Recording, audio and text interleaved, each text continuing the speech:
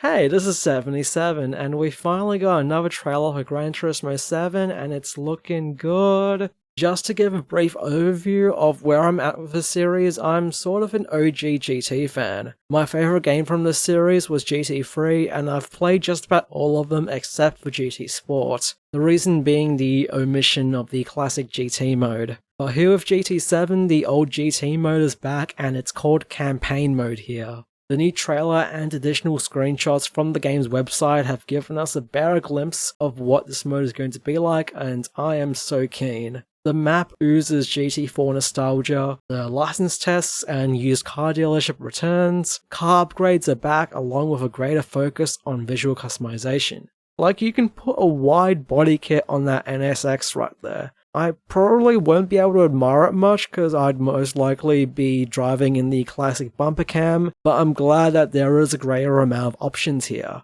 Seeing Trial Mountain and High Speed Ring return as well, just damn, they look good. And based on what I can see on the website, it looks like some sort of dynamic weather and day-night cycle is going to be in the game, but I'm not too sure. I hope it's dynamic and that it can cycle. It would be awesome if we can run an endurance race at Trial Mountain where it goes from day to night and it rains halfway through. That would be incredible. So hopefully we can get a clarification on that very soon. But yeah, overall I'm really excited to see where they go with this game. It looks like GT7 is going to be a celebration of all things Gran Turismo, whilst also taking it into the next generation. I've heard really good things about GT Sport's ranked multiplayer system, penalties aside, so if that aspect is also in the game, which I'm guessing it is, then this new entry looks to me like it's going to be the ultimate Gran Turismo game. Now, I've spent a good amount of time gushing over this new information, but I do have a couple of things I want to talk about. Firstly, it's uncertain as to exactly how the campaign mode is going to be paced. Like, are we actually going to start with like $15,000 and have to buy a low spec car and work our way up? Or is it going for a more Forza inspired, progress how you wish sort of thing? I'm really hoping it's the former. I love how the original GT games had you buy like an old Corolla or something, and you had to do as well as you could with that so you can save up to buy upgrades, resulting in you winning races and then being able to afford faster cars. I personally really enjoy that type of progression so much as it made for a really immersive experience, and I hope it's fully returning here. And secondly, we don't know too much about the handling model yet. Like, will it play well with a controller, or is it recommended that we use a wheel and pedal set? With GT Sport, we saw a greater focus on sim-style handling and physics, and based on the brief snippets of gameplay we've seen, it looks like GT7 is very much built off of GT Sport. So is it going to be more like that?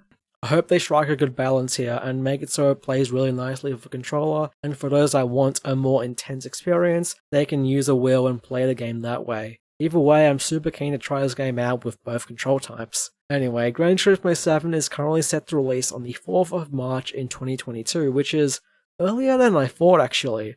I wouldn't be surprised if it gets pushed to later in the year though, this is Polyphony Digital after all. Finally, the game will be releasing on PS5 and PS4. There were some rumours early last year that it might see a PC release someday, but I doubt it.